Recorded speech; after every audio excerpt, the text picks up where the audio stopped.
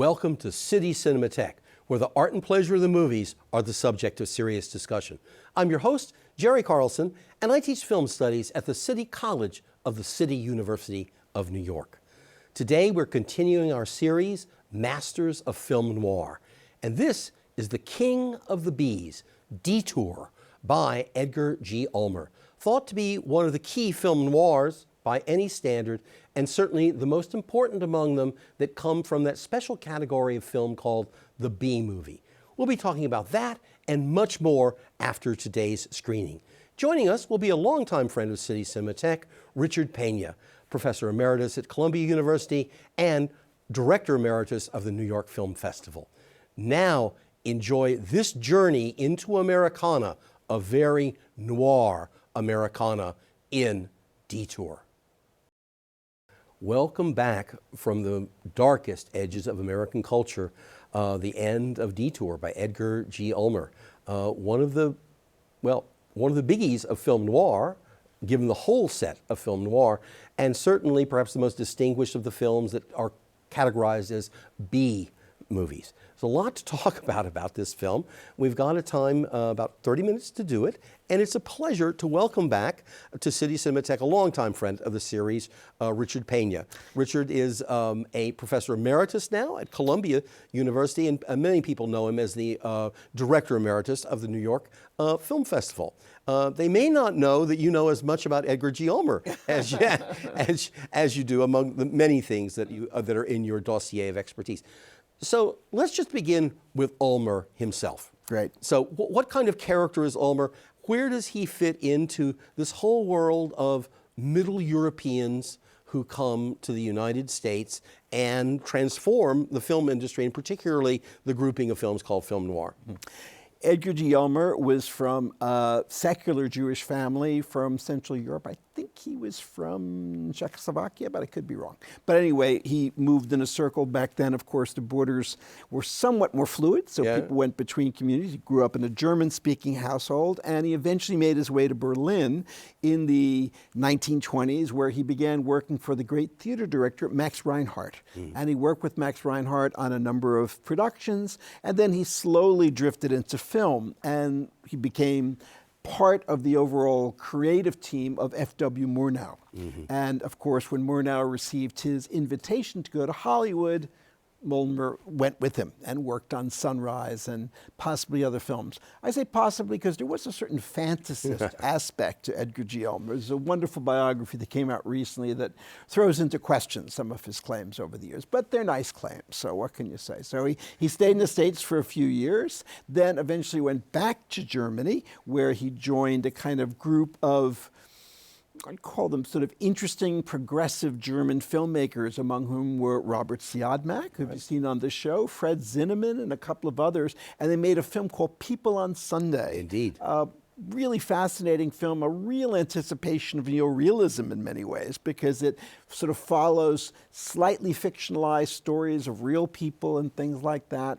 Then after that, Ulmer decided to come back to the United States, and he began working in Hollywood really on what were then at that point becoming B movies, which were short films, films that were made generally around 65, 70 minutes long, that became part of the overall exhibition structure of the American cinema, which was to show double features, two movies.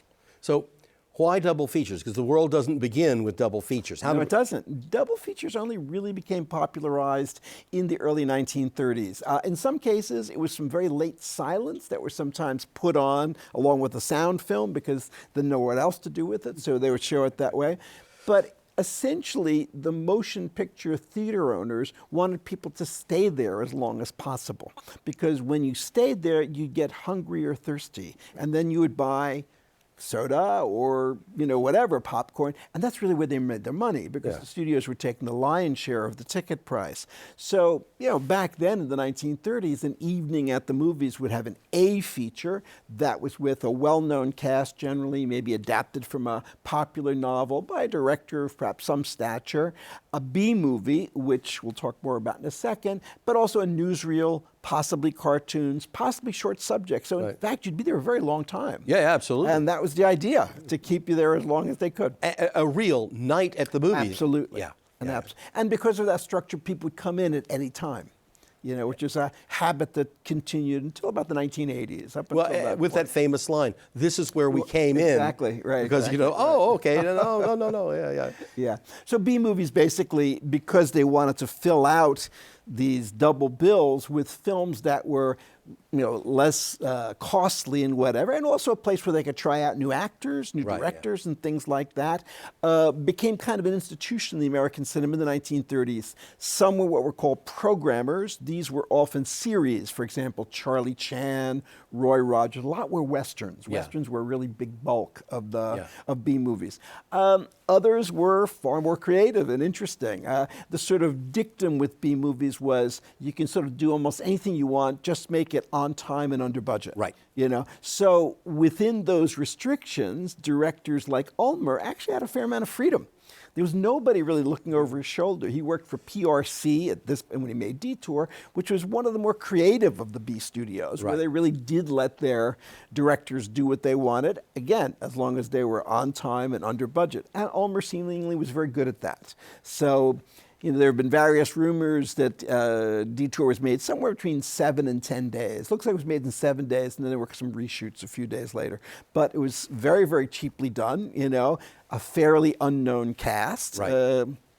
And basically it fit in just at that moment where the sort of vogue for these criminal flashback narratives, which Double Indemnity had really popularized about a year before, became more and more frequent as offerings in American cinema. And it could be no more a production than a production is Double Indemnity. Right. So one of the things that happens with B movies is that they follow trends that have been set by A movies. Right, exactly. They pick up more things that they hadn't thought would work before and now suddenly would work. Yeah. So they did that. And, Detour wasn't, you wouldn't call it a hit at the time or something that people noticed. It was really a film that got discovered a little bit towards the end of the 50s when a couple of Ulmer's later films, especially The Naked Dawn, was discovered. Francois Truffaut wrote a very appreciative review in Cahiers de Cinema of a Western called The Naked Dawn, directed by Ulmer, and that led to people looking at his work, and that's when Detour got discovered.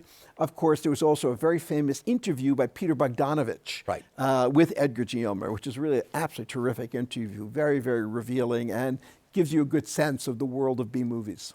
Okay, good. So let's talk about this movie as a movie. I mean, that is as a story, and as an act of cinematic style. I mean, because it's short, but it's dense. Very, very dense for about 68 minutes. It's incredible how much they pack in there. One of the things about film noir, aside from its great charm and how wonderful so many of the films are, is it really was, in many ways, perhaps the clearest manifestation or anticipation, I should say, along with Italian neorealism, of what we would later call modernism in cinema. Yeah, the French New Wave, New Italian cinema, Bergman. In many ways, these were the filmmakers who were pushing the envelope. And certainly Ulmer and other film noir filmmakers were pushing it in terms of narration. Right. This is a film, now all Hollywood films are narrated. Few films are as conscious of its narration as Detour is. The film constantly refers to itself as being, if this were fiction, all kinds of things like, this isn't fiction? What is it?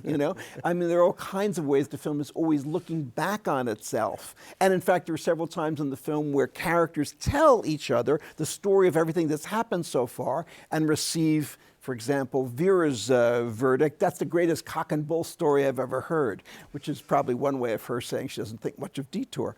Anyway, this is really a kind of self-consciousness, and that kind of self-conscious filmmaking where the act of filmmaking, the act of telling a story is inscribed right into the film, is something that we'll see a ton of in the 1960s. But it was just something that was peering its head up in the 1940s in film noir. Right. And of course, I mean, this is a film that has a circular structure because it is a long flashback with a certain density within the flashback itself. And we come back to him, in that same chair, in that, Hopper-esque kind of way, in the diner. And then the question is, who has he been addressing this entire time, because it's clearly some kind of double address, because it's internal monologue, but there's also a way in which there's this intimacy of address that's very distant from, the normal classical Hollywood style of a kind of invisible, omniscient narration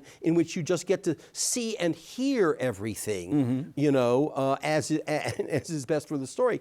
Whereas here, we're brought into being part of his situation in consciousness, because he's addressing himself, but he's addressing us at exactly the same moment. It's also unclear what he wants from us. Why is he telling us this? To feel sorry for him? To get a lesson about how horrible the world is? It's kind of a very curious sort of monologue, because, of course, as you stated, things just get worse and worse. Right. And that's, I think, one of the things I've always admired about Detour. It has no solace. There's no moment where you feel, well, maybe.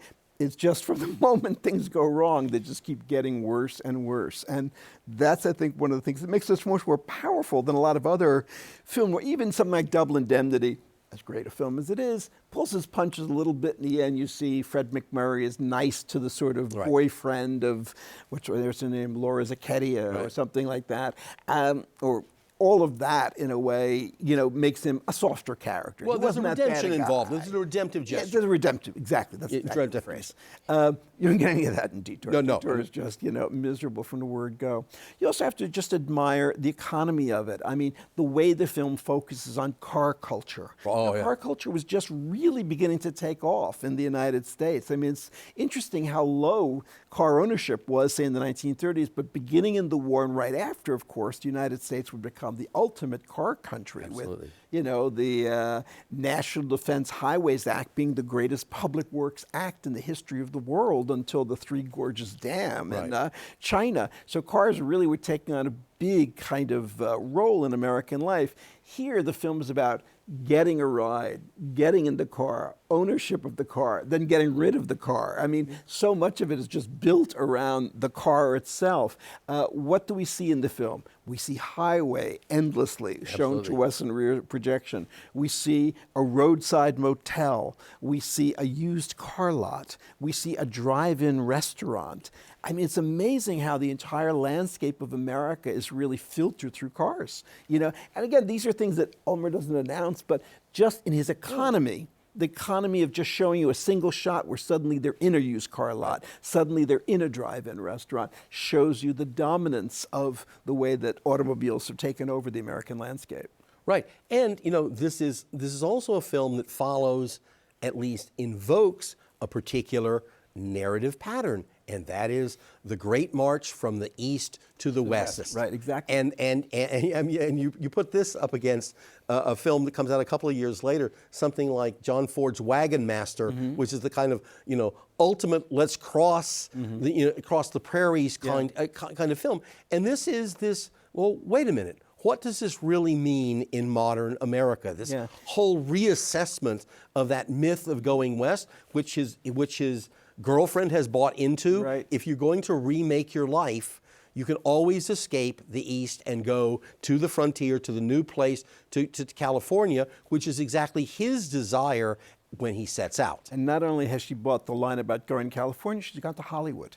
Oh, indeed. Hollywood is the ultimate land of where your dreams can be fulfilled. So, no, it's interesting. One of the things about film noir, which is why I do believe it's kind of subversive, is it subverts many things that were typical in American films. Right. First of all, rather than all American films being about coupling in some sense, the forming of a heterosexual bourgeois couple or whatever.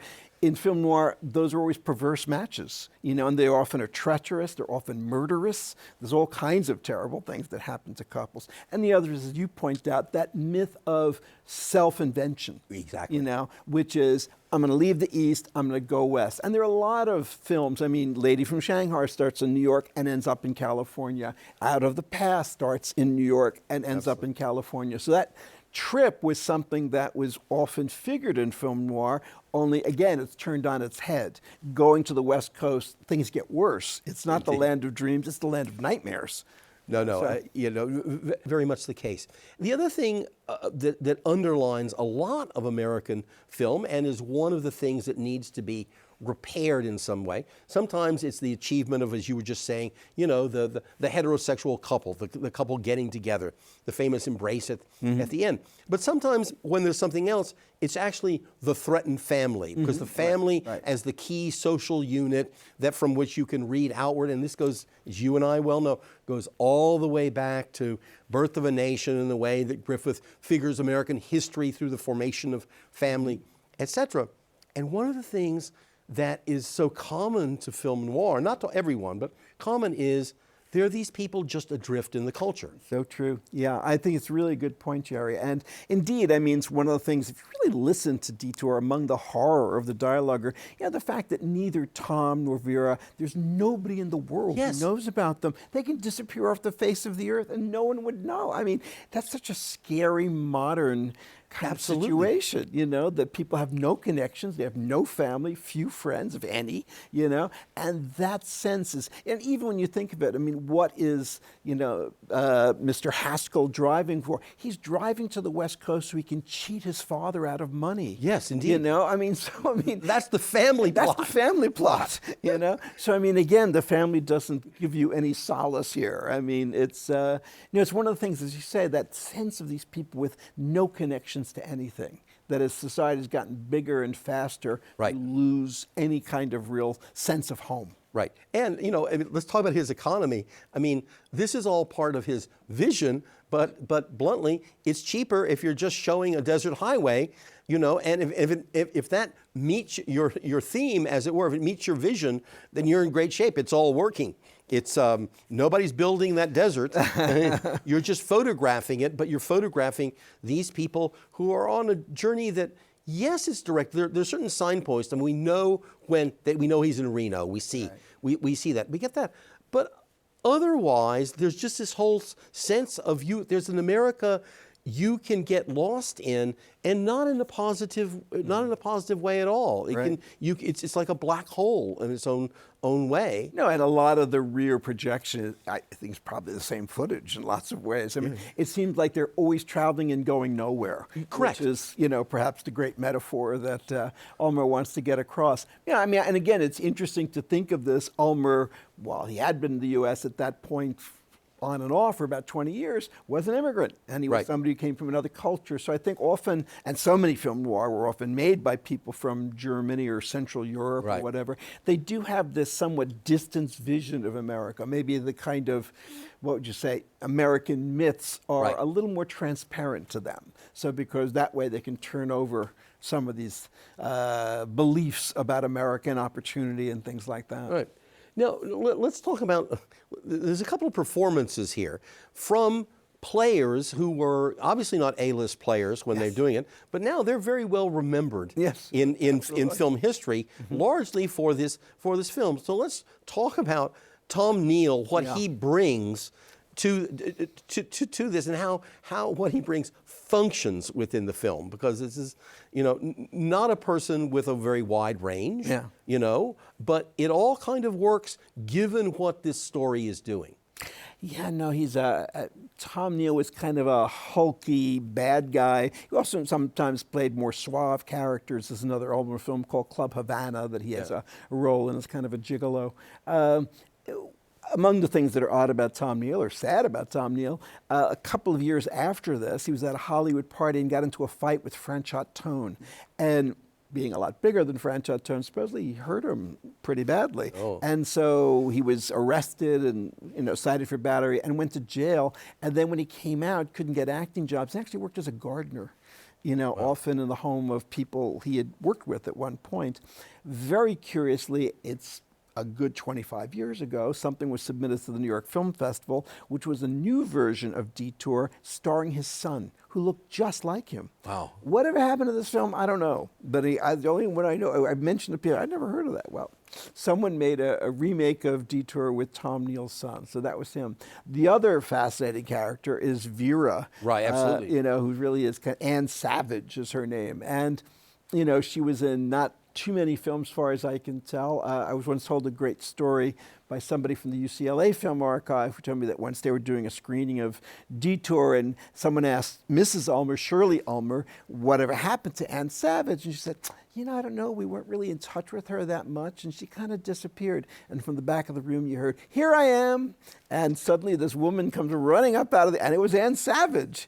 And I think the place went crazy to actually see that here was this woman who had done this indelible performance. I mean, it's an unforgettable performance. Yeah. And, you know, and after that, you know, I had sort of, she married, got divorced, was working at that time, I think, as a receptionist in a dental office or something like that, but had done this amazing performance. I mean, to me, it's really unforgettable. Well, no, absolutely the case. So let's talk about that and the whole kind of, as it were, the gallery of femme fatale, because I mean, she gets an award as a femme fatale if anybody gets that. What makes her, you know, aside just from the quality of the performance, what makes this character, you think, so powerful that no one forgets, you know, who Vera is? Again, there's a sense of the lack of any kind of redeeming qualities. I mean, she says, you know, like to him, you and me were both born in the gutter. I mean, there's something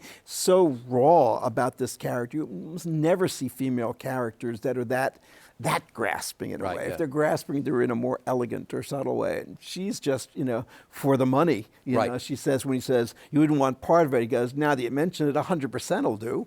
Yeah. You know, it's great, these lines that she comes out with that way.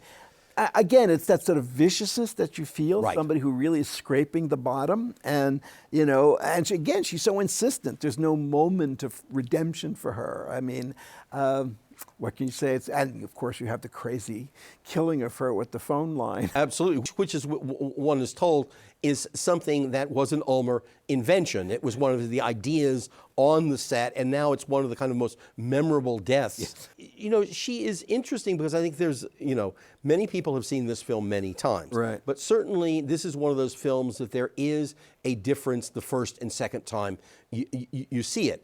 So, you know, when he is, you know, our protagonist is in the car and the guy's talking about how he got the scratches, etc., and he talks about the woman he had picked up. Now, the first time, if you're just kind of following the flow of things, when you see her hitchhiking, you may or may not think that's a bad idea. But the second time you see the film, since you know how it's going to turn out, be sure. But then you will have said, wait a minute, this has been set up. He's not noticing. He should not be picking her up. He should have remembered what this guy said to him and those marks, and the fact that it's been announced that what kind of woman hitchhikes, you know, etc. And certainly this film, you know, gives that particular kind of vision. Yeah, no, it's pretty harsh. And again, this is, you know, the kind of thing that filmmakers were able to get away with a little bit more during the war. I mean, during the war, there was still the production code and whatever, but they allowed people to push the envelope a little bit. Characters became a little rougher, a little seedier. The intimations of sex are a little more open. You know, all those things that even 5 or 6 years before, probably the production code would have clamped down on. By this point, they just let us slide. So let's also consider the way in which this film has, you know, is not only entered the canon. I mean, it's studied in film schools, admired. So let's talk a little bit more about Ulmer and style and how he's one of the people who, in an unexpected venue, in a certain sense, so you've explained why we should expect it, a B movie, he had the freedom to bring in certain kinds of things that somebody else would have said if it was a, you know, high production MGM movie. I don't think so, you know, on this. So where do you see him as an expressionist in this? Well, I mean, Ulmer comes out of that German/Central European artistic tradition called Expressionism, which is basically a movement in which psychological states are mirrored in the world. So, you know, you think of Edvard Munch's The Scream, and the Scream seems to completely transform the entire landscape. Well, German films began doing that. We think of The Cabinet of Dr. Caligari in the Absolutely. 1920s being the kind of real film of passage, for this. And that sort of aesthetic really followed many of these filmmakers who fled Nazi Germany and Central Europe in the 1930s and landed in Hollywood. And they brought that aesthetic with them, so that if you look at horror films, if you look at film noir, which was invented by these people in Right, many absolutely. ways, they bring that aesthetic of wanting to create worlds that mirror how their characters feel. That's why you have to remember that Detour is a narrated story. The only concrete reality in it is actually the diner. Yeah, Everything yeah. else is the world according to Al. Yeah. And what we see is what he sees or what he imagines he sees. Right. So in other words, we always have to filter everything we see from the fact that this isn't just straight objective documentary rendering. This is being filtered through fear, memory, desire, all kinds of different things. And I think the film is very good at that. That's why I think it has this economy, because in fact it always focuses on these things that together create the vision of the world that he wants to give us. Right. And with not taking any credit away from the gifted Mr. Ulmer, we should also say that it wasn't just directors. That is, Yeah. composers came, Right. set designers came, Dirty, yeah. cinematographers Absolutely. came. So That's a very good point. There's this whole kind of gathering or of it's a community. estimated that about from 1933 to 1940, about 1,500 people left the German and other Central European industries. And some went to France, some to the UK, some to Latin America, but the vast bulk that could came to Hollywood. And as you say, we know Fritz Lang, we know Billy Wilder, we know Fritz Zinnemann, but there are a lot of other people, Absolutely. who are in that, editors, cinematographers, set designers, and they also contributed. Right. We don't have much time left, but again, some people would think it's very odd to put these two phrases together, existentialism and B-film. But put it together for us. Well, again, the cultural lines that we sometimes have in the United States aren't always respected abroad. Take, for example, what many people would see as the quintessential existential novel, by Albert Camus, The Stranger. And Camus very openly said that the inspiration was The Postman Always Rings Twice by James M. Cain, which, while it was a popular novel, was never really seen as literature in the United States until perhaps recent decades, where Cain has been He's been recovered. Been recovered into the canon and things like that. So, a lot of these ideas are ideas that were in the atmosphere at that time. It's not that I think these filmmakers were necessarily reading Sartre or something like that, but there were ideas in the world at that time about existence, about the place of man in the world, in society, what that relationship is. This film seems to be in many ways almost like the myth of Sisyphus or something. It's a kind of constant sense of absurdity. There's a great line that Al says, "That's life for you. Anytime you step out, fate puts out a foot to trip you," or something like. That's not as elegant as Albert Camus would have said it, but I think there's a way in which he captures. There's a meeting point. There's a meeting point. Yeah. There's a certain kind of. And again, it's something that seems, for a country that's built so much on hope and so much on, reinventing yourself and whatever, it's a decidedly kind of negative vision that you have no hope, you have no way of really changing your fate. Well, that's a great place for us to end today. No hope, no way of changing our fate. That's it. I hope you enjoyed it. Yeah. And I hope you enjoyed our discussion here. If you'd like to know more about City Cinematheque or the programming on City University Television, please investigate. How? Our website, www.tv.cuny.edu. There you'll find information about our programming as well about how you might communicate with us. And we'd always like to hear from you as well. So www.tv.cuny.edu. Richard, always a pleasure to have you Thank here. you, Jerry. With Great to your be back. expertise and your energy. We know a lot more about how horrible noir is through your expertise on this, and look forward to seeing you again sometime. Thanks again. Great. And I hope you'll join us here again on City Cinematheque as we control, we don't control anything. We continue our stroll through the archives of film history. Bye for now.